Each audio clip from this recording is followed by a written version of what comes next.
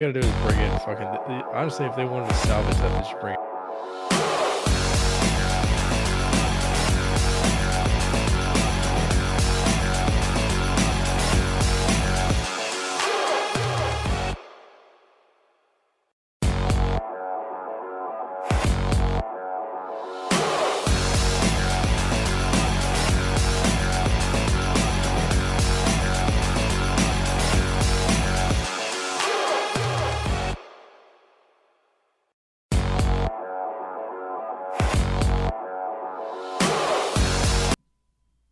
Boom.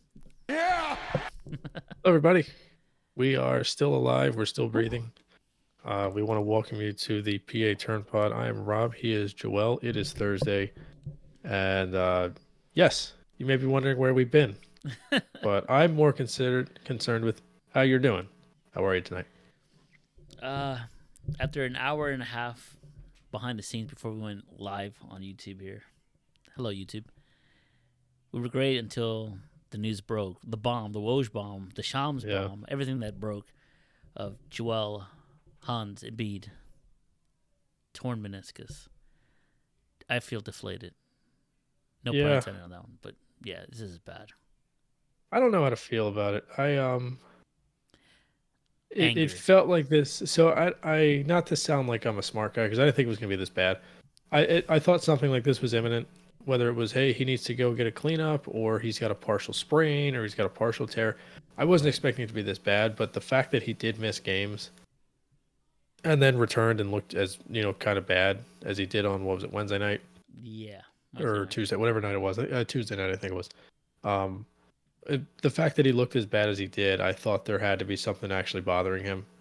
Um, I guess it's better for it to happen now than late March, early April, but doesn't make it any better.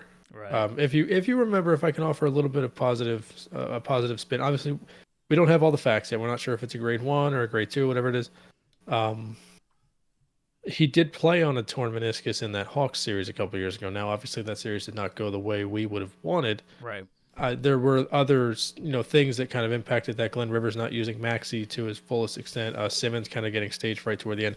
We know we've been there. All of that has kind of been taken into consideration. The bench was not very good, but I mean, he did play pretty well on a torn meniscus. Then I mean, this might not be. This might be a more major tear. The fact that he played the other night is a little kind of equal parts concerning, but kind of I think there's a little bit of optimism that can be had there, but Right. we're still in the fact gathering portion of this I guess this experiment. But still not good. But it's better now to have him rest up and hopefully come back close to 90 100% by the time the playoffs begin, which might be a pipe dream. But I don't know. Maybe I'm not Mr. Positive all the time, but this is my outlook on it. And I guess they have looked pretty competitive without him. They almost won that Nuggets game with Paul Reed dropping 30. So Right. I think they'll be okay. And Morey will always go out and find a way to make the team better. I mean, this gives him more of an incentive to make a move now in the trade deadline. So I was a big proponent of not making a big move, maybe getting some Yeah. small pieces, but I think this will spearhead that into the right direction of getting someone of a Laurie Markkinen, maybe lesser tier, someone to like put the band-aid on the Embiid injury here. Yeah. But we'll talk about that in a little bit in the in a segment or two. But how are you doing? I'm okay. Been a weirdly full week of work. I don't know how to explain that. It's been it hasn't it's been slow, but at the same time we've gotten a lot done. We cleaned up a lot today. I had a open to close yesterday, which was kind of a grind because it wasn't very busy. Tuesday got a lot done. Monday got a lot done. So I mean, I'm excited for tomorrow. I'm excited for the weekend. Um, Admittedly, we've been pretty lazy, and the Christmas stuff is still up, so that's got to come down Oh Saturday. my god! Come hell or high water, that's coming down, and then Valentine's Day stuff will go up. But I'm also feeling a little optimistic. I know I've kind of beaten this horse to death, but I finally submitted my request off for the 2 weekends, like Thursday to Sunday at the end of March and the first weekend in April. Obviously, WrestleMania is on the docket. We're going to Chicago before that. But we haven't decided yet where we're going to go the first weekend of the baseball season, and we've kind of nailed it down to about 5 or 6 options. But Seattle and Kansas City are still the two main ones in my mind. Miami, Tampa, Cincinnati, Houston, Texas, which sounds silly, but Houston and like Rangers, and who's the last one? Arizona is the other one I'm looking at too. So I'm gonna try to. I don't want to go to Arizona. Kind of don't want to go indoors to watch baseball unless it's Seattle, because the Kraken do have two games that week. So Ooh, I would love to see one of them. But we also have yeah. options. If we go to Miami, we'll be able to catch a Heat game. The Knicks are down there that weekend, and if we go to Cincinnati, it's a 3-hour drive to Cleveland where the Sixers will be. So there's a lot of weird. It's a big web. So I'm kind of optimistic because this is the time of year where I try to plan out what we're gonna do. Right. And of course, last year we did Fenway, we did Camden Yards. We kind of knocked out all the cool ones. This year we're kind of knocking out the boring ones. So That sounds cool, man. I'm excited. Yeah, it's possible that we will have maybe four ballparks knocked out in the first 7 days of the first 10 days of the baseball season, because we'll knock out either Seattle or KC, and then hopefully both Chicago and Milwaukee by the second weekend, and then right into WrestleMania weekend. So it's gonna be a fun, and also my opening day for my men's league is April 7th. So I got a lot going on the first couple weeks of the baseball season, both for me and for us. Caffeine, something's gonna be your best friend to get you through that weekend. Holy mackerel! And you're trying to go to WrestleMania too. It's Night two is that Sunday. The yeah. I April mean, I'll 7th. be able to go to both. We're coming home Saturday morning because we want to make it to WrestleMania. So are you still specifically? Well, I mean, at this point, we don't know what the main events are going to be because Punk and Rollins are out. But are you looking at both now, or are you looking mainly at Saturday still? I'm still looking at Saturday because I have tickets for the NXT show that's Yeah, you're earlier just in the day right across the Saturday. street. So I'm just gonna stay put right in my little section. I have two tickets. Is that at Wells Fargo Center? Yeah, yeah. Yeah. Okay. So I have an extra ticket. So I just gotta find someone, to go. Yeah. Because I would invite you, but I would like Sel to be there as well if it's gonna be Yeah. like a whole big deal. And I don't know if your friends are going as well. So why like not have like a Yeah. group? It sounds like one of my boys already bought tickets with one of his people. It sounds like our boy Zach might be with us. So Okay. because I was in a group message with him, my friend Jeff, and then one of his buddies. Sounds like he and his buddy already bought tickets, so Zach might have to roll with us. So it's a lot easier, in fairness, to find four tickets than it is to find like five or six. So, and he's kind of in the same boat as me, where we just want a decent view, and the get-in price is probably it's probably gonna end up being about 90 or 100. We can get in probably for 140 now, but since all the injuries have come out, I don't know. They haven't announced the main event yet, though. So I think once they start announcing these matches, or if The Rock comes back, then the prices might skyrocket. I think it will be after Elimination Chamber because Which is what, a couple weekends from now? yeah, because that will be Okay. that. I think most likely the both women and men's Elimination Chamber match will determine the opponent for the other champion that's Okay. not picked by the Rumble winner. Because both So Rumble is winners haven't officially picked their champion of choice, yeah. But the It consensus seems is like yeah. Bailey versus Was it Io, EO? I think yeah. which is her own teammate. Becky and Rhea have been teasing a match forever. They still haven't did one yet. Have they had one before? Never. Oh, they haven't. They Okay. have promo battles recently, but nothing yet. And I'm not then a huge Becky fan. I would rather see Jade get a chance, but then she's they too can't have her. new. She's too They can't new. have her lose either if she's this new. Yeah. Yeah. Well, it's gonna be her and Bianca most likely, right? Not right away. You can't do Oh, you that. don't think so? They teased it at Hell Royal no. Rumble. I thought that was fun. Well, they're teasing it as in like potential matchups. We already Okay. saw Yeah, the they're strength of her by knocking out long Nia. term thing. Yeah. You already saw her go right after Becky as soon as she eliminated Nia. Then they Yeah. one on one with Bianca. These are like potential big name Fair. matchups. Yeah. But Cody, he ceremoniously called out Roman after the show. Yeah. Like He's gonna while be he on was pointing. SmackDown tomorrow night as well. Yeah, but since the injury of CM Punk, they're Yeah. trying to make What it the hell's gonna where happen now? Cody versus Rollins. It just becomes a big web. But Yeah, I said to you nonetheless, off the air that I think that would have been. I think that was them kind of hedging because they don't know what to do with Seth. Seems like whoever wins the chamber is going to get him. It's going to be McIntyre, you would think, right? oh yeah, the At this biggest heel point, I of mean, all time. he already destroyed Punk, so although they could be setting up Punk's injury is not as bad as they are teasing, or if it's all being kayfabed, you could be setting up Drew versus Punk, And but remember, that won't be the main event. we still have MJF mysteriously unsigned, very Yeah, quiet, and this Money in the Bank guy. I don't know if he's ever gonna cash it in at This this guy's an point. idiot. This guy, oh Christ, Was in the Rumble.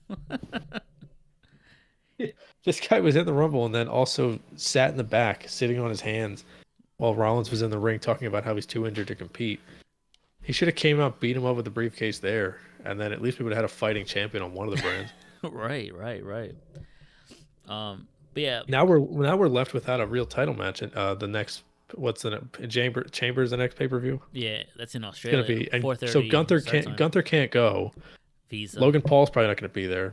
He'll be Neither of the real. Well, is he gonna be in a title match? They don't have enough time to set up a program right now, unless it's gonna be him and Owens again, right? that would suck. But Neither of the main event title guys are gonna be there, and no one's really gonna watch the Divas tag match. So Rhea versus whoever she takes on is gonna have to be the main. We talked about this before. The men's chamber will probably be the main event, but Rhea versus whoever she faces it'd probably be Nia Jax is my guess. That'll be the women's main event in that match, in that event. someone was saying, I was reading one of the dirt sheets, the winner of the women's chamber will go against Rhea.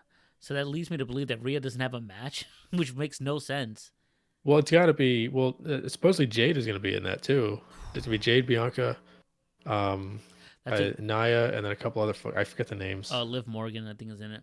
Oh yeah, right. Naomi, and, possibly. And the girl that just came back, that got bumped up from NXT. I'm terrible with names. Tiffany Stratton. Yes. Ooh, I like that. She had the red. What is that? Her the red outfit? Yeah. She pulled the braids at the very end, right? Okay. Yeah, I think that's who it was. Then the name sounds familiar. That's not bad. I like that matchup. Well, Liv Morgan's coming back for someone, right? She was just injured. Oh, she was injured. Okay. The crazy thing is, she had an injury, and during that time off, she was in the news briefly for getting pulled over for having possession of marijuana. Oh, well, Van Dam got trouble for less than that, so. And then some other paraphernalia, but that wasn't hers. It turned out to be. It wasn't hers. It was a foam finger. Right. But if you had Jade in that match, it's a great way to build her up even more. She's a star off the rip. She's got to be the first one in. She's got to dominate. She's got to be the Goldberg of that match. Dominate but not win. She's got to come in like second to last. Yeah, she's going to get screwed. But then you have her not get pinned, so she still like takes a loss, but didn't take the pin. Well, you have to get. You do have to lose. Oh yeah, that's true. Yeah. But I'm saying like not early. Like it's fair, yeah. It's a competitive. She's like one of the last ones standing. Someone's got to cheat. Yeah. Either way. Yeah. All right. So we have a lot to get to. We will circle back to this discussion at the end. Yes. As we both watched Royal Rumble. I was watching in real time. You were kind of watching. You were kind of paying attention. You got home in time for the end, right? In time to see the wrong guy win. Yeah. So we'll circle back. We're gonna do for the interest of full. Yeah. This is the most we've talked about wrestling, not only on the podcast but in like text conversations ever. So look, like I told, baby. I'm telling you. So for anybody that's listening, wondering, wow, this guy's such a loser. How's he married? So I've always said, even when I wasn't paying attention to the product, that on my bucket list, and we were just talking about this off air too. There's like 4 things that are on my bucket list right now that I really want to see before I inevitably die in my early 30s. I want to go an outdoor hockey game. Bang, 1 month from now. The World Cup coming to Philly. WrestleMania, whether or not I know who any of the people are I want to go. I know who half the people are and I'm going. Right. And what was the 4th one? The Home Run Derby, which is coming in a couple of years. Home Run Derby. Home Run. So if everything goes correctly and according to plan, all these things are going to get checked off the list. So a couple of my friends and I, we made a pact. We're going to pay it. So I always watch Royal Rumble and WrestleMania the last couple of years, regardless of whether or not I follow. Right. And I usually stop after that. But I try to keep I follow the Twitter account and everything. I try to keep tabs. Oh, this guy's beat up this guy. This guy's bleeding. And this guy is now a fan favorite. And this guy turned heel. So I'm trying to pay attention as best I can. The first real event I watched was Survivor Series, and that was fucking terrible. And then I watched Royal Rumble the same night. So I'm trying to keep up here. Right. It's very hard to watch a pay-per-view when there's not a title match in the main event, but it's fine. But I'm keeping up. I sent you my fantasy booking on text message the other day. Yes. I said, look, Punk is out, but fear not. There's plenty of guys left. We'll figure it out. So we're going to circle back. We're going to circle back. They have a big roster, and I hope they get MJF. Dude, I'm telling you right now, if MJF's music pops. What if it pops on Sunday when you're not there? Oh, dude, I'll be mortified. I might have to go just to make sure I'm there. Just drive there. You know his signature Xfinity Live. His signature accessory? The scarf, right? I'm going to buy one and I'm wearing one. I don't care if people want to call me a mark. He's not going to be there. I'm wearing it for the fact that if he shows up, I'm ready to be on camera. Even though I'll be in the nosebleeds up Yeah. there. I will have my neon yellow sign regardless. Pick me. It's gonna have the Stone Cold skulls on it. It's gonna say "Been drinking since 316," and that'll be my WrestleMania sign. In small print, AM, not PM. I was gonna put on there Vince fears Niang, but Niang's Oh, not here anymore, and Vince is too busy raping folks. So yo, hey, um, yo. Hello, YouTube. hopefully the AI algorithm doesn't We're kick us off now. we're demonetized off the rip. All right, but yes, Yeah, but we'll circle back. We'll circle back. We'll yeah, circle we'll back. circle back. There was one point I was gonna say. I lost it. It'll MJF come though, back to me. Um, massive pop, massive pop. I forgot what it was. No Doesn't worries. matter. No worries. Want to talk about NFL offseason news here? Yes. Oh, but this is what it was. So for those of you who are wondering where the podcast has been the last couple of weeks, so Oh, Tuesday 10 is not dead. It's kind of on a hiatus right now. I've had some personal things going on at home to where Tuesday nights I've been usually tied up spending time with some family. So Tuesdays have been kind of hard for me to record. Joel and I took I took a brief break 2 weeks ago from the pod on Thursday. Joel knocked that out by himself, did a good job. Last week, the two of us did record. If you are friends with me on Facebook, you may have had a chance to see the link that I posted. We did post it on YouTube, but something happened. I don't know what it was. We used Discord to record. it was my fault. Something happened where my audio did not render. So unless you want to hear Joel talking to himself and agreeing with everything I had to say that you can't hear, Right. so that podcast is it's in the forbidden. I forget which one we did a while back that we called the forbidden episode, but Right. it's in the archives for only God and I guess half of you to hear. So we do apologize for the slight hiatus. We're working on a few business ventures actually with the podcast, but Yeah. that will come with time. We're working on finding a third member, working on getting this thing LLC'd so we can make a little bit more money off it. But if you are wondering, no, that we're not taking any weird breaks. We're not going to plan to stop it. The Tuesday 10 is not dead. We got a logo now. I can't stop at this point. So that was what I wanted to toss that in there before we got too deep and people missed that little disclaimer. Right. Unless they already tuned off, go to the wrestling. Like, Yeah. Wrestling's not a sport. Where's Just my listen for 30 football seconds. fix? It doesn't. Just listen for 30 seconds and it's fine. Doesn't matter. It registers a play. I mean, hey folks, if you have the notifications on, anytime we drop an episode, you know that we're here every week. Yeah. Maybe twice Yes. a week as well. So, all right. NFL news. A lot has dropped in the past week and a half since we last recorded. Yeah. And 2 weeks. Yeah, obviously- we touched on all of it last week and nobody heard. right. And I didn't hear it either when I had it play back. I was Fair. like, oh great. I I need hear like an myself. AI program to read my lips. This is me. Yeah. Good job. And I'm like silently. Yeah, you're right. It was bad. It was bad. It lived on the internet for maybe like a day before I took it down on YouTube. Yeah. All right, yeah. Let's start off with the team. Our team, the Eagles, hired former Dolphins defensive coordinator Vic Fangio last week on the Forbidden podcast that we did. He's officially now the defensive coordinator. He wasn't officially signed, but he is now. Since then, they are expected to hire former defensive coordinator Clint Hurt as their D-line coach. And He's coming from Seattle, I believe. great. I forgot that part. And then his assistant, they're going to hire as well, who will be the defensive back coach in cool. Carl Scott, which I like. Some continuity with the coordinators, and they're fixing the two major problems. I don't want anybody going into coverage on the Holy line. shit, we got breaking news on the podcast for once. Oh, my God. The Orioles are close to acquiring starting pitcher Corbin Burns from the Milwaukee Brewers. That's a big fucking deal. I know a Wow. lot of people listening to this probably don't watch baseball. That dude's one of the 5 best pitchers in the league. Let me see if I can. Yeah. Let me see if I can find something here. Holy smokes. So, to be Wow. fair, Wow. when the offseason started, I said the Orioles are going to go get a pitcher. I said they were going to get Shane Bieber. I was close. They're getting Corbin Burns instead. Wow. Something must have happened. Was he a free agent? Wow. No, he's a free. And Restricted. for all offseason, people have been saying Milwaukee. They said, "Thank you for not trading your players. Thank you for spending money," and then they trade their best player. So, wow, we got breaking news, and Passan dropped it. Finally, we got breaking news on the pod. I can't wait for the LeBron trade news to come out. Ooh. When's the trade deadline for the NBA anyway? Soon, right? Like a couple weeks from now. I think it's after the All-Star break. It's like right after. That'll drop literally the day of the LeBron news. Yeah, LeBron to OKC. I'm not mad at that actually. I knew we were getting breaking news. I thought when that said breaking in Orioles, I thought it was going to be the finalization of their John Angelos or whatever sold the team, Oh which yeah. has been in the news in the last couple of days, or Peter Angelos. I forget who is. One of them's the son, the other one's the father. To two Whoever owns private, the team. to two Yeah, they're private going to sell to entities. two guys who are going to spend money, and now they're getting Corbin fucking Burns, who's one of the best pitchers in the league. He won the Cy Young the year that, well, he didn't deserve it, but he won Cy Young in 2021 over Zach Wheeler, and now they got their game one pitcher. So I'm very excited about that. I'm fired up now. I'm in. Let's go, Orioles, baby. It wasn't a one and done. They're back. They're back. They're back. They're going to be the new Blue Jays, where they make the playoffs every year and lose. Don't do that. Speaking of the Blue That's Jays, very, very, very exciting. And one of my friends just said, shout out to the new owners. So they're willing to go out and spend. I wonder what they're trading. This is where it gets fun. They're going to trade fucking DL Hall. Jordan Westberg is my guess. And then maybe The Jorge catcher. Mateo or something.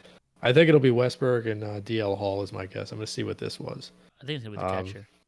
No news. Oh, they're not trading Adley. You Well, say that when now. more news comes out, oh great, Athletic. Sorry, I do have a description. Oh, look at that. Left-hander DL Hall has been discussed, but is not expected to be in the deal. So it shows what I know. You were half They do right. have a lot of. They have one of the best farm systems in base. They do have Jackson Holiday, who maybe will be in the deal. Matt Holiday's kid, but still nothing. Not bad. Sorry about that. We finally No have worries, breaking man. news for the first time. It's the first time since the Devontae Adams news that we had good breaking news because the last one was Embiid. Yeah, So, right. And Very, usually, very, very exciting. usually when it breaks, it's usually bad news, or after the pod, after we just did it Yeah, 2 or the hours. Phillies go and acquire Sean Rodriguez again. Yeesh. But yeah, anyway. Yeah. Right. That was so close to being right when he said the word too. But lastly, yeah. I like the moves. Vic Fangio, Yeah, I agree. Clint Hurtt, and then bring his assistant. So you got the D line, you got the DB, and then you got an actual defensive coordinator who's gonna be. I think you talked about this last week on the podcast. We have a coordinator that's not gonna go anywhere. He's basically gonna sit put. You don't have to worry about him leaving or being Yep. shipped out because he's gonna stay home. He wants to be in PA. He wants to be in Philly. So we're good. And it's not that he's not capable of it, but he's probably not going to pursue a head coach job anywhere. Yeah, right. And now on the flip This will side, probably be one of his last gigs. yeah, you would think. And now on the flip side, on the offensive side, the abomination of a hire in Kellen Moore, no me gusta, the offensive coordinator for the Eagles. Brian Johnson out, Kellen Moore in. This still angers me. I'm not as mad about it as I was. You I had was Cliff more. Kingsbury right in your hands. Yeah, and we'll get to that in a second too. Kingsbury did go somewhere today. I don't know. I was pretty sold on, and I guess I talked myself into Kingsbury as the OC You had me because sold. he's worked with mobile quarterbacks who are a little bit smaller. He's very good at crossing routes, things like that. He doesn't use motion, which is a thing a lot of Eagles fans are mad about. Kellen Moore does use motion. He uses pre-snap motion. He uses RPOs. If you look at the route trees for guys like Keenan Allen, Mike Williams, what the hell's the guy, Jalen Guyton, like players like that, they do have pretty fun route trees. So it'll be nice to see Smitty and AJ Brown, running all these different routes, and we'll see if he's able to scheme them open. So I'm going to give him, and to be fair, before he went to LA, he was the hot name everybody wanted. Lurie even interviewed him the year that they hired Sirianni. So I get it. I would have preferred Cliff, but I'm cautiously optimistic about Kellen Moore. Jalen Hurts needs to read a defense. Then I'll be happy. That's a complicated offense, apparently. I've heard. Hopefully Very he can complicated. help him. I mean, he's partially responsible for developing Dak Prescott. Now, the thing that concerns me Right. is Prescott. Oh, we got more news from Passon. No names. Bassin just dropping bombs all of a sudden. Ken Roosevelt throughout the first. So we got no news. Passon just said the same Ugh, thing twice. Gross. So Ooh, don't get me started. to be fair, he left Dallas and Dak seemed to have his best year. He goes to LA and Herbert. I know Herbert got injured and his backup was Easton Stick, but that offense really wasn't very exciting. So if you want to put a little bit of a wet blanket on this, there it is. But I think there's reason to be optimistic. He's a younger mind. He will probably be the one calling plays, which he has done now for the last couple of years. So at least they're bringing in a talented, aware play caller, and it will have a little bit more of an impact on the offense than whatever Brian Johnson. And you're also looking at a quarterback that played quarterback in the NFL. So granted, he wasn't very good, but most of the good coaches are bad players anyway. So Right. Mike Vrabel's like the only good player that turned into a good coach, and DeMeco Ryans. Right, thankfully. So, I mean, realistically, this is the perfect. You want the nerdy quarterback that eats boogers that couldn't make it in the league. So, I think this is the guy you want to go with. I'm okay with it. And if it doesn't work, it's not like you can't go find someone else. So DL Hall is in the deal. DL Hall and Joey Ortiz are the main two names here. Hall's a really good pitcher, by the way. We saw him in the game you were here for when they lost to Texas. He pitched, I think, the seventh and eighth inning of that game. Really? That was the night they started the Jewish guy, like a day after the Palestine thing, and he got blown out. He gave up like 8 runs in 2 innings. Holy shit. Oh my god. Let's Somebody on Twitter had like a parlay for like 4 guys to hit home runs, and 3 of them did. It was like $10 to win like I 4,800. vaguely remember this. It's like, oh my god. That's I hate horrible to see laugh it. about, but yeah, DL Hall's a good pitcher. So the Brewers are getting MLB ready guys in this deal. What a deal! Beautiful break from Jeff Passan right there. Thank God for passing. Right. And last thing for the Eagles, I don't know if you follow Chad Ochocinco, Chad Johnson, but he's openly said that he would like to be a wide receiver coach for the Philadelphia Eagles. He feels like he can. Oh, that's it. He can. What the deal? That's it. That's it. There's only 2 guys for him. Hey, I'll take it all day. But yeah, I feel like Chad Ochocinco, wide receiver coach. I'd probably bring him in, interview, see if he's really legit about it. He has a popular show, so his name's out there now. Yeah, Chad Ochocinco. I mean, I don't know how much I want like a big prolific guy like that to be the wide receiver coach. I don't think the wide receiver coach is the problem with the Eagles too. I think that's the one part of the coaching staff. It's probably fine. I don't know who I it mean, is, but that's probably a good thing. I mean, if you want to like develop, especially Devontae Smith, you're probably gonna get Yeah, T. Higgins. He's been thrown a lot. I don't know why, but his name has been thrown a lot to be the third wide out in Philadelphia. T. I don't know if Higgins. he'll be happy with that. Yeah, right. I don't know Or if you AJ's pick gonna be happy somebody with up, another guy. Marvin I mean, Harrison Jr. or somebody in the draft. They're I a would slot be I would guy. be okay if Roma Dunze's there, but I think they got to find they got to get a lot of help on defense before they can start worrying Yeah. about the offense. There's no money being poured into that defense outside of Reddick right now, so um, But what I'm saying is they need an established number 2 because you can put Smitty at the slot, bro. Smitty at the slot would be nice. But nevertheless, Chad Ochocinco, I wouldn't mind it, but if the wide receiver coach is the least of our worries, let's not break it. fair. By the way, Burns is entering the final year of his contract, so this is a could be a rental, Kawhi? but it also could be a Wow, they're going all in. it could be the new ownership group saying, "Hey, we're gonna go out, we're gonna do the Cohen thing, we're gonna spend money on these players." And it's a lot easier to acquire through trade when you have a really good farm system Right. than Negotiate. convincing someone to go live in Baltimore. So I love it. I mean, he can always live in Philly and then just commute. Yeah. Or Delaware. Or live in Jersey at this point. I don't know. Oof, taxes, baby. I don't think you want to do that. Fair. All right, Commanders, NFC East rivals, hired Cowboys defensive coordinator Dan Quinn. As you alluded to off the air, it's like that meme with the old white guy at the Christmas. Yeah, with gift. the plaid shirt. Yeah, holding a plaid shirt. And Yeah. he's wearing the same shirt.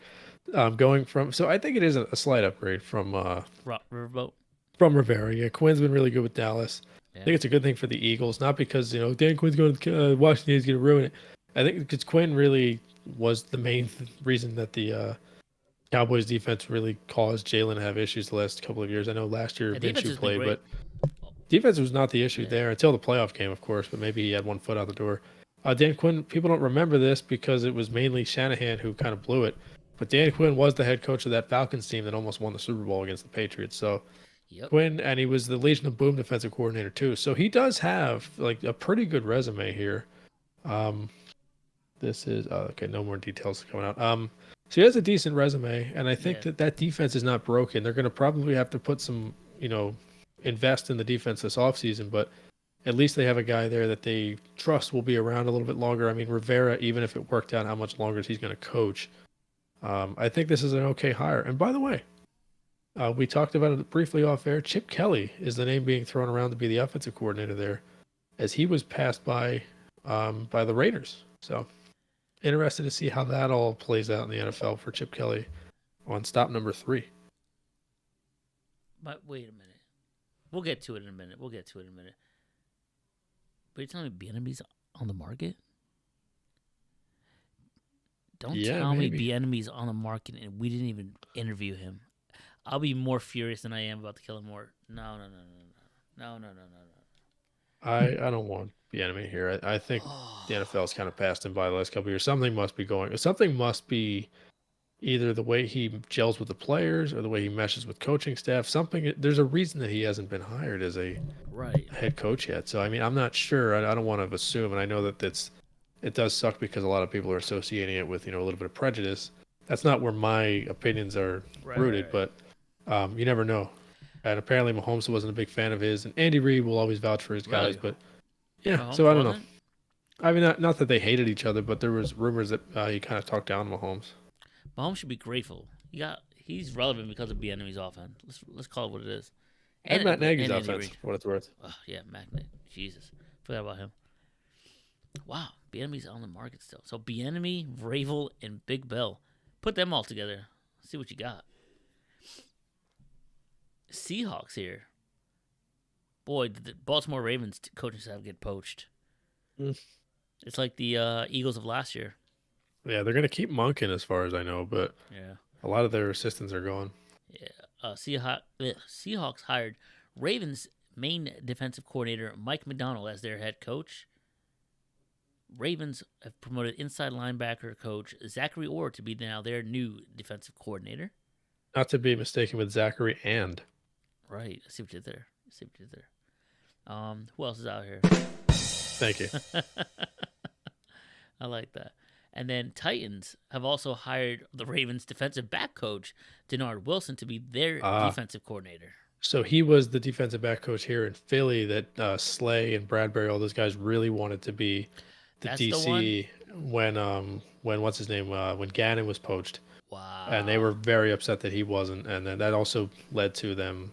He was with I want to say they got him from the Niners before that, but he came to Philly and they really liked him. They had all those interceptions a couple years ago, and they just let him go. I mean, I wouldn't blame him because I would imagine Howie and them gave him a call. Hey, you want to come back, defensive back coach or defensive coordinator before Vic Fangio said he wanted to come. Yeah. But I would have brought him as a DB. But if you got a chance to be the defensive coordinator, why not? All right, we have a pass-in follow-up. The full trade. Corbin Burns for infielder, shortstop Joe. I think he's a shortstop anyway. Joey Ortiz, left-handed pitcher DL Hall, and the 34th pick in the 2024 draft. Which, by the way, you can't trade draft picks in the MLB unless they are compensatory picks. Right. So that is the pick that they will be receiving, if I'm not mistaken, for Kyle Gibson getting signed by what's it called? Texans? By St. Louis. You get a compensatory pick when you lose players. So that's so basically the fourth pick of the second round or the 31st. The fourth pick after the end of the first round is going to go to Milwaukee. Gotcha. So that's a great deal for Baltimore. Jeez. Honestly. I mean, I think Hall's a stud, but Burns is a bona fide ace. Like that is an amazing deal for. Like they went to the dollar store and bought themselves an ace. That's amazing for the Orioles. High praise from Rob Grable here. Incredible. All that for him to tear his UCL in what, May? Don't do that. Clip it. This is February 1st. All right, wrapping up on the coaches that have been signed. Titans also have hired Bengals offensive coordinator Brian Callahan to be their head coach. So they got the Bengals offensive coordinator as the head coach, and they got the Ravens defensive back as their defensive coordinator. And Yeah, I'm sure Brian Callahan might be involved in the play calling. So you basically have an OC and a head coach, and now your defense coordinator. Yeah, and you have a guy that will probably be what will definitely be vital in the development of whoever your quarterback will be, whether it's going to be Will Levis or if you want to draft another player or if you're going to go with Malik Willis. You have a guy that helped, for all intents and purposes, I know he was already pretty good when he got there, but a guy that very much helped Joe Burrow to develop in Cincinnati. So I know this is probably the most boring head coaching hire, maybe outside of Raheem Morris, but I think this is a pretty important hire for the Titans. Yeah, I still don't get why they let Vrabel go, but hey, maybe they wanted an offensive mind. Probably. Yeah. But also, you can also bring the backup quarterback for the Bengals, who had success during the end of the year when Joe Burrow was out. I wouldn't be surprised if Browning gets a chance to be a starter somewhere if he goes to, if Kirk Cousins leaves Minnesota or if they don't believe in Ritter down in in Atlanta. I could see a team trading like a third for Browning and trying to figure that out. I think the first order of business for Brian Callahan, the Titans, and we'll move on. What do you do with Derrick Henry? Yeah, what do you do with the running back Because position? he's really much said his piece and he's gone. So I think he's a Cowboy, and you got to figure out whether you're keeping DeAndre Hopkins. And if you want to tear the entire offense down and figure it out, or if you want to trade him away while he still has some value, I think he could help a good team. right. He could help a team like the Seahawks or a team like, the Falcons, a team that could, or even a team like the Patriots, if they want to get a young receiver for whoever they end up drafting, or maybe Browning goes to the Patriots. I don't know. There's a lot to do. We're gonna eventually. I suggested off air to anybody listening. That we at some point in the next month or so, maybe after the Super Bowl, we try to predict the quarterbacks of each team next year. That was like a TikTok trend a few years ago. Yes. Where a lot of people suggested that Carson Wentz would go to the Colts, and then it happened. So maybe we can make ourselves sound smart. Right. Speaking of the Patriots, as you mentioned, Jarmera is their new head coach, and they hired 3 coordinators on Thursday. Special team coach Jeremy Springer, former Rams assistant special team coach. If I can butt in real quick, any assistant you can hire off the McVay tree, you got to do it. So that or go Andy for Reid. it. Yeah, and Shanahan. If you can find anybody that's associated with them, who they give, if they want to write a letter of recommendation for anybody, you got to listen. Right. Offensive coordinator Alex Van Pelt, former Browns offensive coordinator, no relation to Scott Van Pelt, SVP of ESPN. But we did confirm that. We looked on Wikipedia. Yes. And another guy that helped the Browns offense was pretty good this year with like 7 quarterbacks. So I think I don't know why the Browns let him go, but I like it. Hey, maybe more money, prestige. I don't know. I mean, Browns are good. Yeah, but maybe living in Boston versus Cleveland. Maybe, and it was Stefanski calling plays for Cleveland. So this will be Van Pelt's first opportunity to call plays, as far as I know. Right. And lastly, their defensive coordinator, not Mike Vrabel, but DeMarcus Covington, former Pats defensive line coach. He gets basically a promotion. You ever play like Madden or like 2K, and you're like 5 years in your franchise, and there's no like actual draft prospects, so they create players in the draft. Yes. This is like the 6'8". Yeah, it's like the 6'8" power forward out of like New Mexico State, DeMarcus Covington. He goes 8th in the draft to like the Jazz. That's cool. I like the idea of finding a coach, developing a coach, and eventually having that coach when your head coach leaves and your DC moves up, your defensive line coach moves up with him, and he becomes the new DC because there's familiarity. They know the quote unquote Patriot way, and they understand the organization. They understand how Mayo wants to run things. I think that I like that. And if only the Eagles would have done that with Denard Wilson. Malpractice all across the board. Although, in fairness, Doug Peterson was overly loyal to Press Taylor and to Mike Groh, who were his offensive coordinators at different times. So, in fairness, sometimes you got to cut the assistants before they get too high on the pecking order. But I like this for them. And the Patriots' defense last year was still really good. It was just the offense couldn't move the ball. So, I think it's good for them that they're going with a defensive-minded head coach. If they can bring in, good offensive assistants and maybe go find young guys and free agents to supplement their defensive, capabilities, they could find themselves in the playoffs in as quickly as maybe 2 years from now. Right back to the promised land. Yeah. Don't forget, they went 10-7 with Mac Jones at quarterback a couple years ago with like N'Keal Harry and Kendrick Bourne catching passes. So it's not out of the realm of possibility that they can get this thing back on track. Yeah, and that division can get wide open. Bills are Josh Allen away. What happens to Stephon Diggs? Are the Jets going to be any good next year? The Dolphins? What happens with Tua? So there's a chance that division could turn upside down very quickly. Well, that Dolphins team can win a game against a team that's actual competitive. So True. If you're competitive, you have a chance against the Dolphins. Packers, they went a different route from everybody else. They went to college and hired Boston College's head coach, Jeff Hafley, as their new defensive coordinator. Very surprising. I guess... I don't know. They saw something they liked. Yeah, Jeff Hafley, Usually you make from a head coach, you move up as a head coach, but very rarely do you see a head coach in a prominent, I don't know about Boston College being a prominent one, but nevertheless, it's a head coaching job. I mean, Boston College kind of sucks. So. Well, now you're a defensive coordinator for the pros? Yeah. I mean look, Jeff Hafley is a little bit better than Jeff Quarterly. Not as good as Jeff Foley, but I don't know. I think it's a fine move. The Packers needed to find someone to replace Joe Barry. They could have done it with you, me, anybody other than Pencil Boy could have been an upgrade over Joe Barry. So I think for them, they seem to have a good idea as to what they want to build there. He probably fits the scheme that they want to run. So I'm fine with it. Another Sixer superstar injured, by the way. Tobias Harris. As Nick Batum is out today with a hamstring injury. His team's going to be a 7 seed when we get to the playoffs. Wouldn't that be something? They got to play in the play-in and they lose. Wouldn't be surprising. I might actually run into a wall head first and see if it just kills me upon impact. I don't think we still haven't gone to a Sixers game. Yeah, I don't plan to at this point. I mean, before these injuries, that was a fun team to go to. Yeah, now it's a cheap team to go see. Now I think it's right for us to go. Yeah, at this point, I'm looking at Flyers tickets. I was literally looking at the second row next to the glass for $120 the other day. I was like, do I do it?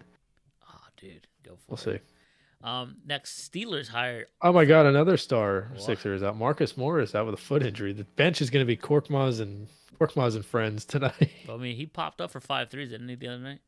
Yeah, he's been good. The 2 games that he's played. Steelers hired former Falcons head coach Arthur Smith as their new offensive coordinator. Confusing, befuddled, but hey, I think he's better as a coordinator than a head coach for sure. I would agree. He was really vital for those Titans teams Right. because he was the guy calling plays. He was the one that helped develop Tannehill a little bit. Mm-hmm. So I think this is a better role than he's probably better than Canada. This is a better role for him than head coach because he doesn't seem like a leader of men. He just seems like a caller of plays, Caller of plays, eh? And like lastly, Yoda. right. And lastly, Lions. Fuck, my bad. I got ahead of myself. And lastly, oh, it's not lastly. You said lastly. Oh, You my said bad. lastly. I thought that was my bad. Second to last, The Lions. the Lions. Ben Johnson, who was a hot ticket in the playoffs, possibly getting a head coaching job Yeah. elsewhere, decides to forego that and stay with the team. Great move.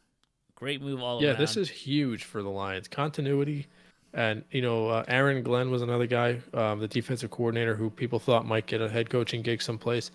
This is, I don't think, I don't want to sound too hyperbolic, but it's hard to overstate how big that is for a first-time playoff team to return all 3 of its most important coaching figures. right. Dan Campbell obviously is going to be back, unless they fire him, which is unlikely. And also, if you want to count the quarterback in this too, the 4 most important people in the organization probably.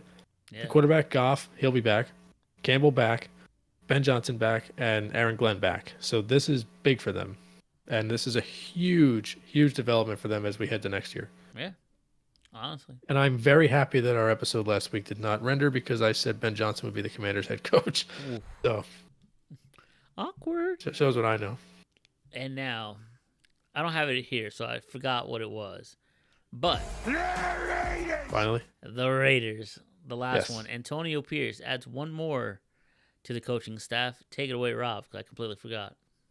The new offensive coordinator of the Las Vegas Raiders. I can see myself on the screen now. I had the soundboard up the entire time. Now I can see myself. Cliff Kingsbury heading back to the NFL to be the offensive coordinator for the Raiders.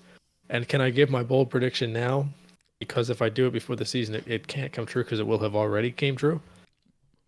Go for it. Cliff Kingsbury to the NFL. Look how smart. I got the glass. I got the pen. I just got to put the pen behind the ear. You need a laminated plate. Yeah, little play sheet. Starting quarterback, week 1 for the Las Vegas Raiders next season when they take on the I don't knows. Justin Fields. Ooh, baby. Book it. Bears are going to take Caleb. They're going to trade Justin Fields to the Raiders. The Raiders are going to go to the season with Cliff Kingsbury calling plays for Justin Fields. Devontae Adams. Devontae Adams, if he doesn't end up on the Jets. So, for what it's worth, still on the market, albeit these are in the clearance bin. Brian Johnson is out there still available. He will probably get a gig someplace else. It seems like people do like him. Yeah. It just wasn't a perfect fit here. Pencil Boy, who we thought was going to follow Belichick to Atlanta. Ditto Josh McDaniels. Obviously, Belichick. All 3 are Mike still Vrabel. available. Yeah, Mike Vrabel still out there. He could be a DC somewhere maybe. or maybe take a year off or go take a college job. Pete Carroll, it seems like will be in Seattle in like a higher capacity, I guess, like Yeah. up in the like kind of like a Saban type of like consultant. Riverboat Ron, I think he would be an interesting defensive coordinator candidate. By the way, I apologize, I forget the guy's name, but Harbaugh is bringing his defensive coordinator with him from Michigan to the pros, Oh, I did see that. to the Chargers. So that's a big deal. By the way, Brandon Staley was rumored to be the defensive coordinator for was it? It was I think it was Green Bay before, right? That's where he was rumored. It's obviously not happening now. But Brandon Staley got an interview with or it might have been Tennessee. Jesse Minter, by the way. Yeah, it's Jesse Minter. I did a really good job with that Michigan defense, by the way. And the offensive coordinator there, who's again, guys, I can't remember the guy's He's name. the The guy that head cried. coach. Yeah, he's the Yeah, guy the guy that now. cried. He's the head coach now. The guy But that yeah, cried. Ron Rivera potentially. Brandon Staley still out there. Kingsbury, we can cross his name off. So there's some fun names, and I think Chip Kelly supposedly going to take the job with Washington. That'll be fun. I like this kind of not incredibly, but still sufficiently chaotic of an offseason so far. It's a busy one for the coaches, for sure. Yeah, it's. I believe Schefter last year said that we can expect a big offseason coach-wise because last offseason there were only like 3 or 4 guys that moved. Yeah. And I think he said on average it's between 5 and 6 every offseason. So by law of averages, they were going to have, more guys this season than years past. Now, next year, obviously, you're going into that with 2 incredibly warm seats in the NFC East Right. and 1 in the AFC East. So, I mean, Nick Sirianni, obviously, probably the hottest seat in football outside of maybe Mike McCarthy in Dallas. And then third, not to be forgotten, Robert Saleh, Oh, who apparently threatened to take all of his staffers' cell phones away to find out who it was that leaked that Zach Wilson hated Aaron Rodgers last year. So that happened? that yeah, it's starting to fall apart. That came in a few days ago. I think it was Marchand in the Post reported that Saleh threatened to take all of his staffers' phones away so he could figure out who it was that leaked that Zach Wilson either didn't want to play there or was fed up with Rodgers. So Saleh maybe on the hot seat, maybe McDermott if they fall flat again. It's hard to think of any other coaches off the top of my head who would be on the hot seat. But yeah, a fun offseason so far. And this is before the big names have really become available. There will be plenty of veterans that'll get cut. We'll find out who's retiring. Obviously, we don't know who the champion is yet. Saints head coach. Will Kelsey retire? Yeah, Dennis Allen's on that list too. I mean, after what happened with famous Jameis, yikes! I'm surprised he still has a job. You know what's funny is that's one of the few times that I think everybody actually just agreed with the player because it was Jameis. Usually when that happens, you're like, oh, this guy's classless. You got to listen to the coach. Everyone's like, no, this guy's a dweeb. Jameis is the man. Do you think Sean Payton is on a lukewarm seat? If So it I doesn't get think done that with Russell. I don't remember if I said this on the podcast or if I said it to you. I think that because they've kind of fallen flat the first year, Yeah. I think him pushing for another quarterback is a long play for him to get a couple more years. Because, I mean, they're obviously not going to fire him after 1 year. They just did that to, I believe, Fangio only lasted 2 there, and then the other guy lasted less than a year, right? Hackett. Yeah. So A year. they weren't going to fire him that quickly, but I think him pushing for his own quarterback is almost like him getting like a free get out of jail free card. Like, hey, A longer leash. I sucked, but that's because this guy sucked. So I need my own guy, and I can't develop him in 1 year. I need 2 or 3. So That's I think they need to find their own guy. So I think he'll get some more time there. That's fair. I don't know. And I think the biggest wild card in all this, and I'm not predicting that it will happen, but if you want a fun thing to watch for, Okay. if Andy Reid wins the Super Bowl this year, Retire? Kelsey might be retiring. Chris Jones playing on a 1 year deal. Mahomes' contract is enormous. Does he just say, I'm done? That's 2 in a row, 3 out of 5 years. I'm just going to retire now. And that opens the door for a Vrabel or Belichick to go there. Now, Big Bill might not want to because to get away from the whole you needed Tom Brady more than Brady needed you, he's going to go pair up with a guy better than Brady. I don't think that's smart, but Vrabel maybe step in. I think he played there for a year. I don't think Big Bill really cares. He's trying to Sure. get Yeah. the most Super Bowl rings. He's trying to beat Shula's record too. Right. I mean, obviously Andy, if he keeps coaching for about 5-6 more years, he might break Shula's That's what I record. was just gonna say. Does Andy care about records? Because if so, just stay right where you're at. You have a quarterback locked up. granted, your tight end, your best weapon on offense, Tyreek was gone. Now Travis might contemplate retirement. Yeah, but they're also proving that you don't need big receivers to be a Super Bowl team under Andy. I mean, they won the title last year with Sky Moore and Both Juju literally, Smith-Schuster and Kadarius Toney. both literally and figuratively, because Tyreek Hill is not like an AJ Brown type of receiver either. Yeah, He's a small guy. He's lightning fast though. He's the cheetah. yeah. But yeah, you're right. I mean, it could be interesting. Maybe this is what these coaches are waiting for. Plus, you have two more teams still in the playoffs. Maybe I don't know what coaching vacancies are out there. We can touch on that next week. But Yeah. I don't think there's any vacancies open for head coaching No, jobs. head in the coaching NFL. jobs. 'Cause Seattle hired their guy. Washington was the last one left. Dan Yes. Quinn, which kind of came out of nowhere. So you're telling me I know his name was You're telling me the handful of guys you just listed are What basically What are they gonna do? have Mike Vrabel can't get a head coaching job? That's I thought he asinine. was the best head coaching candidate the last 5 years. It's saying a lot. I don't know. Maybe analytics. Maybe something's going on here.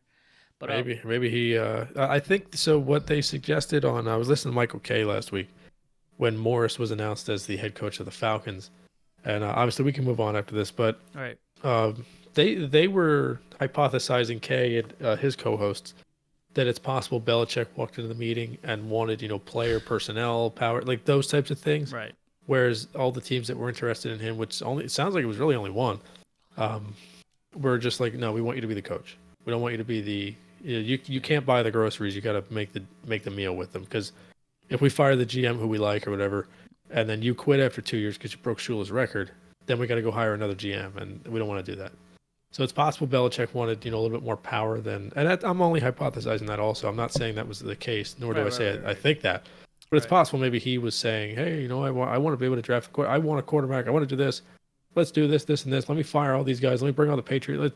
Josh McDaniels, pencil boy, come on. And then everything changes. So Right. worth noting, I think Steve Belichick is still employed by the Patriots too. I'm not 100% sure, but he's the guy who looks like Joe Dirt. Man, he looks crazy when I saw those pictures last week. He like, tongue out. He looks like he's been drinking motor oil since he was 4. All right. Next topic. We're gonna go to the hockey real quick. This happened on January 27th. We're recording on February 1st, but it is to note the Flyers have finalized an 8-year contract extension with Owen Tippett, famously, for $49.6 million, by the way, famously in the trade for Claude Giroux, which at the time was a sad, bittersweet moment, but it turned out to be a great move and a necessary move for the Flyers. Because look where the Flyers are now. Granted, and when they got him, are shot, but they're kind of dying. Their wings have been clipped a little bit, but that's also because he's been injured the last week or two. When he was playing, they were humming. Obviously, there's a dark cloud above the organization because of what's going on with Carter Hart. After probably this episode, you won't hear me say his name anymore. Sam Harrison and Cal Peterson are your goaltenders for now. Obviously, if his name gets cleared, 79's name gets cleared, then maybe he'll be welcome back. But this team, I think, is headed the direction of not wanting that type of stigma. I think they got arrested, he went to. I think he turned himself in the other day. Now his lawyer, for what it's worth, and I don't want to get off track here, his lawyer offered the most powerful statement of the 5. So that leads me to think that he maybe either one has the best lawyer or 2 had the least involvement in this thing. The other people were like, "We're gonna fight and do this stuff." His lawyer was like, "No, this is bullshit. Like my guy had nothing to fucking do with this." So I think there's a chance maybe he'll be cleared, but then I think they're just gonna trade him anyway. They have 4 more goaltenders in the system that might be coming up soon, so they can afford to move on from 79. But yeah, at the time, Tippett looked like just a crap 4th-line player, 3rd-line player, and he's blossomed into quite the player, and he's arguably the best flyer. So outside of Konechny, so this is also a little louder. Kudos to the head coach or the manager, John Tortorella. Yeah, Tortorella's been great. Daniel Briere, this is his first big move as a Flyers general manager. All right. A lot of people who are fans of the Flyers, myself included, feel a lot more confident right now than we did at any point during the Chuck Fletcher regime. Now, granted, Chuck Fletcher was the one that traded Giroux, so he does deserve a little bit of credit for this. But he did also kind of fuck up the Giroux thing because Giroux wanted to. I don't know if I told this on the pod, but I did read this, and it's been pretty much confirmed. when Giroux went and met with Chuck Fletcher, Uh-huh. who was the Flyers GM at the time, Yeah. he basically said, "I will waive my no trade clause to any team if you can confirm that you'll be interested in me in free agency." And Fletcher was like, "No, I can't tell you that much." So Giroux was like, "Well, fuck you, send me to Florida. That's the only team I want to go to." And that severely watered down his the return that he got. He still got a decent return. It was, I think, a second round pick or something with Tippett, or a first round pick with Tippett. But Hey. he could have gone to Colorado. He could have gone to Minnesota. There were a lot of teams interested in him. If Vegas maybe would have been interested. Ooh. They could have made a trade pretty much anywhere. But Giroux wanted to come back. He didn't want to leave. And he was like, "Well, I'm helping you guys out. Help me out. Sign me to a deal when I'm in free agency, or at least talk to me." And he was like, "Well, we can't confirm that we'll be interested." And now the poor guy's on the worst team in the Eastern Conference. He's in Ottawa now, which is closer to home. I think he's either from Regina, Saskatchewan, or he's from Brandon, maybe. I forget where he's from. Saskatoon. I forget where he's from. Or no, he's Gatineau, maybe. Gatineau, Quebec. Where the fuck? Hearst, But he's Canada. Hearst. Okay, which is in Ontario, which is not far from Ottawa. How about this? Do you make a move and bring him I don't back? know the likelihood that he would want to come back, but if he's available, I'd certainly call, because he could help out your second line or even your top line now with Tippett out. So that'd be a fun little. I don't think it'll happen mid-season. I think they're more likely to sell pieces this Hey, deadline. you're dead last in But- the East. Come on now. And We'll give he you a set goalie. he set a record last year. He set a career high in goals last year. He had 36 goals last year. So We'll give I you don't know, Carter Hart. he could still play. We'll give you We'll give you Carter Hart. redacted. Redacted, right. Yeah, Carter McMahon. Oof. Um, Oh, jeez. And I guess this will lead into the next thing. But the Sixers were fined $75,000 for Joel Embiid's the handling of his injury in Denver on Saturday. Now, is that a scumbag move by Mike Malone who pointed this out? Mike Malone did No, this. I can see his frustration. They go into the game expecting Embiid to play, and essentially 10 minutes before tip-off, he's all of a sudden on the injury report. Now, I'm sure there is protocol here. You have to designate guys in the morning. Hey, look, he's a little banged up. We're going to list him as questionable tonight, or we're going to list him as doubtful tonight, or he's sick. He's probably out. But for them to have no injury designation going into the game, he was expected to play. You can bet him on FanDuel. He's available in fantasy. And he all of a sudden is injured. Like, I thought maybe he was going to push through.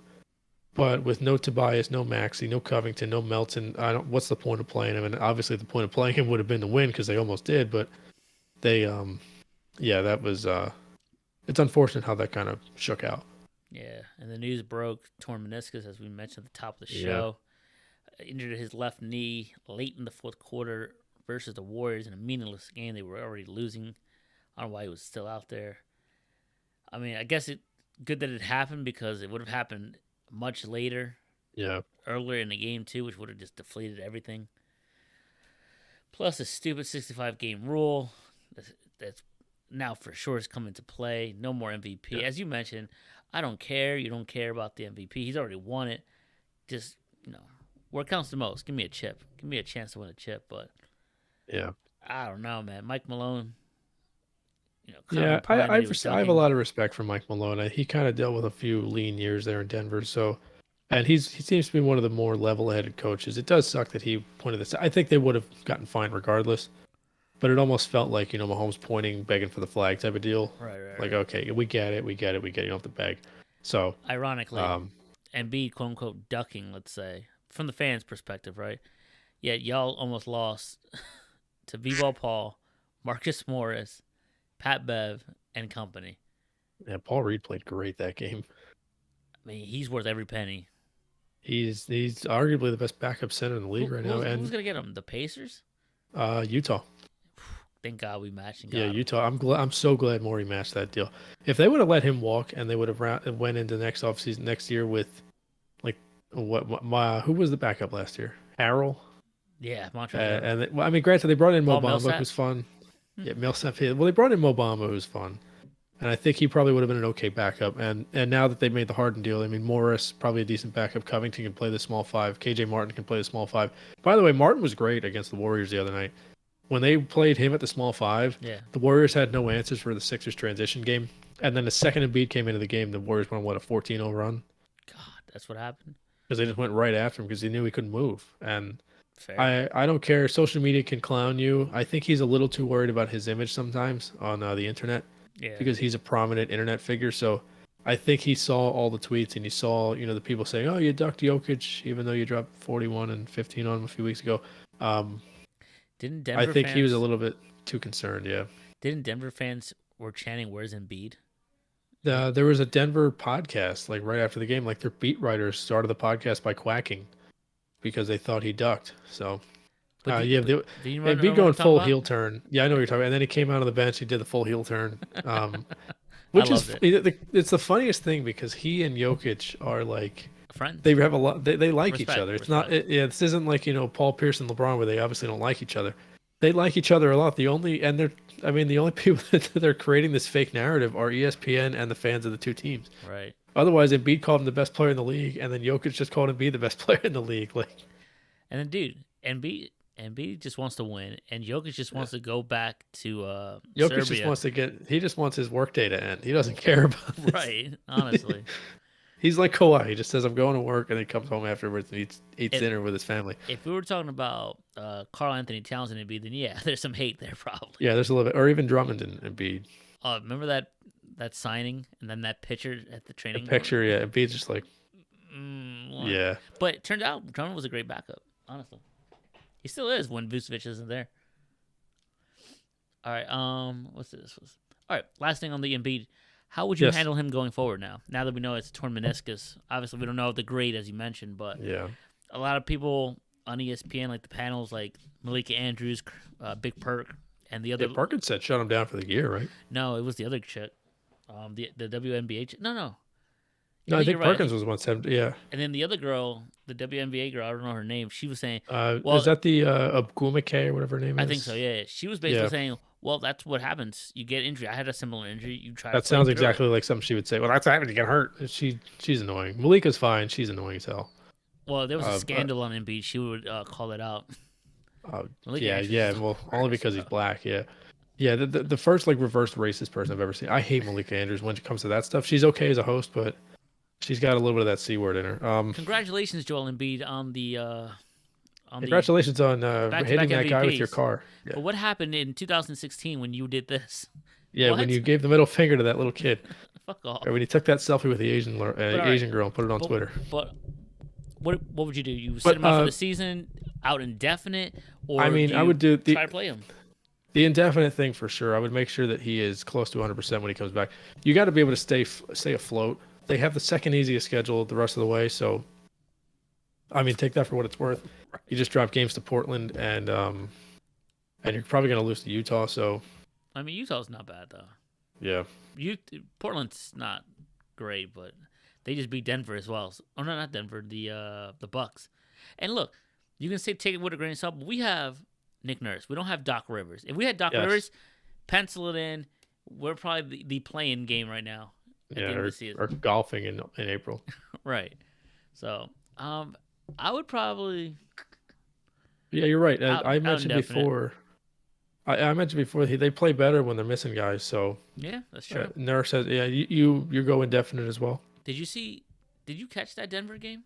And we'll move Oh on yeah, to the Royal I watched Rumble. almost the entire thing. Yeah, I watched a lot of it until the Rumble started. Did you not catch this part? I think it was in the fourth quarter where it was a crazy back and forth. No one could hit a basket. Oh, is that when both teams were completely gassed? And I think Nick Yeah. Nurse called a timeout, and you see, I think it was Pat Bev hunched It was over. Beverly. Yeah, Beverly then- looked like shit. But then Morris is like maybe 10 feet to his left looking at him hunched over like, bro, what is going Yeah. on? Yeah, it looks like the Jimmy Butler picture from the finals the one year, except these Right. guys played 22 minutes and not 40. And I forget who was Yeah, on the call. I remember that specifically. Both teams were just missing shots left and right. Then Nurse called time and everybody just hunched over. They didn't even go to the bench. They just waited on the floor, just hunched over. It was like they were running suicides. I forget who was on the call, but they were saying I think it saying was throughout Mark Jones. I think it was Mark Jones then. He was basically saying throughout that time before the timeout, I mean, I don't know how the Sixers could. I mean, it's great that they're up, but I don't know how they're going to do it because you got guys who are normally playing 10 Yeah. minutes, 5 minutes, or expected to play back-to-back games in a way, 20-plus minutes Yeah. in high altitude. I don't know how they can sustain it. And right on cue, timeout, and right on cue, they blow the lead. And they Yeah. were basically winning that game, and Denver narrowly escaped as they took it away Who at the was end. who was the I forget who the color commentator was that Reddick and RJ that night? I Because I can't remember. I think it It was wasn't, or was it Doris? I think it was Doris. It was Doris. Yeah, Doris. Yeah, and I think she also made that same point. Somebody, it was. So I think it was either Doris or maybe Jorge Sedano, whoever was on the sideline. because it was a prime Somebody time made game. that same. Yeah, somebody made that same point where you got role players who were typically playing, Yeah. at the end of the second quarter and like the end of the third quarter, and maybe the beginning of the fourth, but then they sit crunch time. All of a sudden, those guys are on the floor during crunch time, and Daniel House taking threes that he has no business taking. Daniel House might be the worst Daniel in Sixers history, and that includes Danny Green. I know they spell it differently. I know Daniel is how he spells it, which is the first indication that he might be an idiot. Um, I have half a mind to think that he's just so dumb he spelled his name wrong on his NBA draft thing, and they were just like, well, whatever, Daniel, it sounds cool. That's wild. Danuel for anybody listening at home. That's wild. Daniel House taking shots. He shot them out of 2 games the last couple of weeks. He almost shot them out of the game against who was it? Was it the Spurs that Embiid had 70? No. Yeah, Spurs. I think it was. Yeah, Dan House took about. It felt like he took 15 shots in the fourth quarter. Apparently, he only took 4. I think you were But telling me they were booing him anytime he had Yeah, the rock. they were booing Dan House like he was Sidney Crosby all of a sudden, and then he shot them out of the Denver game. I know somebody had to shoot, and Oubre wasn't great, and Beverly was okay, but he kind of fell off, and He fell Paul Reed really got weird toward the end, and the bench stopped scoring outside of Morris, but and even Korkmaz had a nice little run there too. He had a couple threes. But Dan House should not be allowed to touch the basketball going forward. I think this is Oh where wait, Korkmaz 19 points against the Warriors. We got to talk about it at some point. I didn't see the I game. didn't even know. I keep forgetting he's even on the team, and then he comes onto the floor. I'm like, oh, cool. They must be up or down by 30. Let's talk about it, man. Let's I talk put about it. I put $5 on 2 white guys on the Celtics bench to each have 10 points tonight because they're playing the Lakers without Davis and That's LeBron, crazy.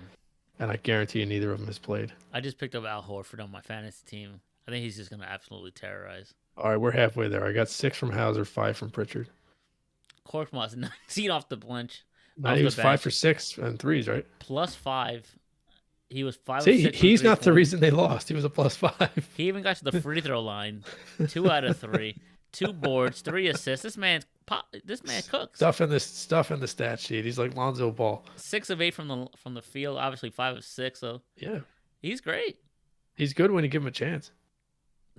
I remember. I'm old enough to remember when he was the backup point guard 2 years ago. And then here you got Daniel House, played 30 minutes, 1 of 4 from the field. I don't understand. He must know somebody that does the stats for these games Minus 21. because he's definitely taking 11 shots a game and making 2, and they're like, we'll put him down for 1 for 4. It's like my men's league when whoever runs each team just gives themselves a hit every game to boost their stats. That's Dan House. He goes 0 for 11. They go 1 for 4. But also, Embiid had a shit game before he got injured. He was terrible. 5 Yeah, of he 18. was. His jumper was Shite. jumper was long in the first quarter. His touch was off. He got to the line. It didn't look good. He was not moving well. So it was very evident he was playing through something. Yeah. But all right. We both basically agree that Embiid should be out indefinite until Yes. he can really be healthy. All right. No problem. All right. The last segment, or second to last. Yeah, this is the last segment. Because Super Bowl, obviously, is in 2 We'll do weeks. next week. Yeah. It's a fun little get back into the game episode for us. The final segment, it's a short segment in the grand scheme of things for us. You know, we're at the 110 mark of the episode Okay. here. So Royal Rumble review / post reactions a week later now that we had, well, tomorrow we will have Friday Night SmackDown, so obviously we're recording Thursday. But we had Raw. But a little bit of news, we'd be remiss. We'd be tone deaf. We'd be idiots. Not to mention the unfortunate, disgusting allegations and lawsuit that Vince would it be McMahon all right if I got. jumped in real quick? There's a doctor on Twitter Uh-oh. who has a lot of he's a PT, DPT, OCS, FAA, OMPT. He looks important. What the fuck did you say? What was All that? the apparently these are all different things he's certified in. So Oh. treatment plan for Embiid. So treatment plans meet. So Woj tweeted, "We'll be out through the weekend while a treatment plan is finalized." Sources tell ESPN. This guy, Tom Christ. Okay, cool. Son of Jesus.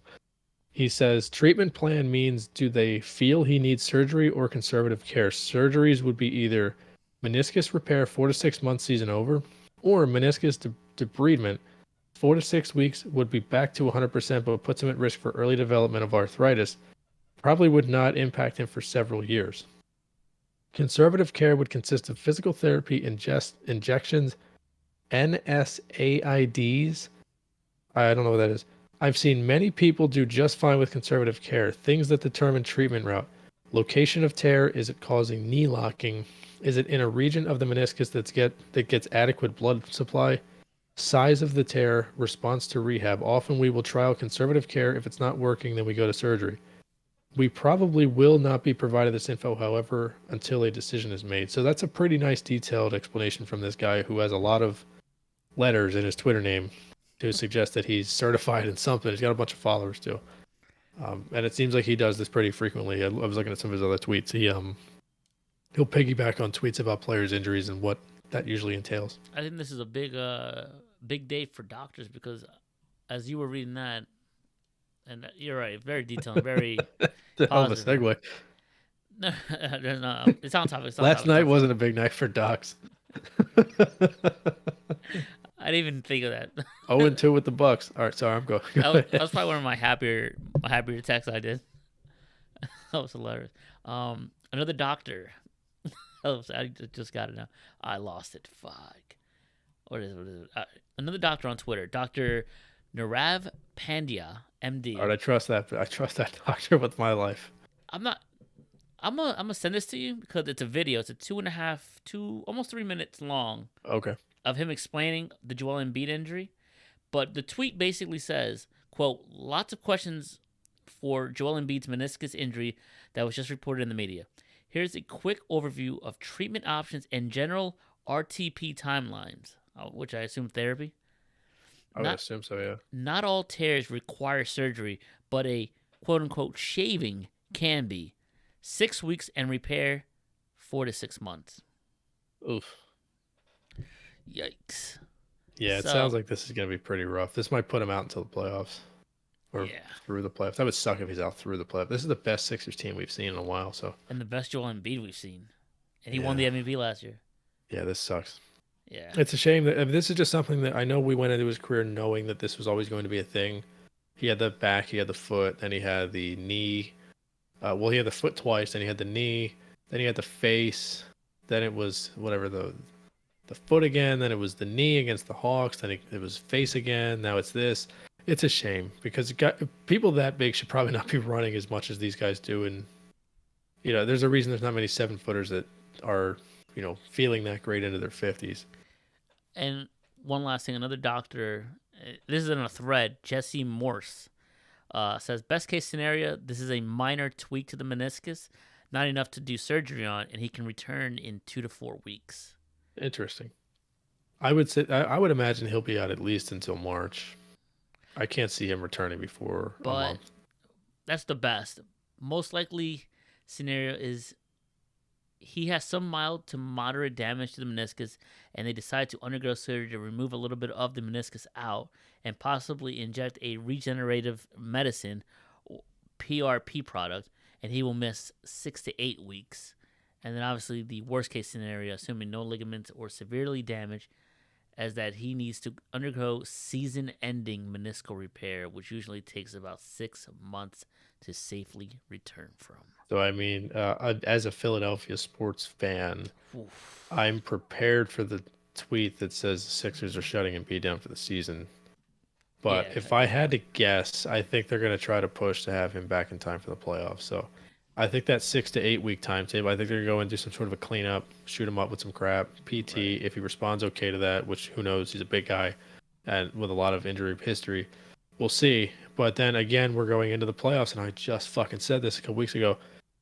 It is the first time we have a chance to see him go into the playoffs healthy and finish the season. He has not finished a season healthy in the NBA outside of 2020 when Simmons was hurt.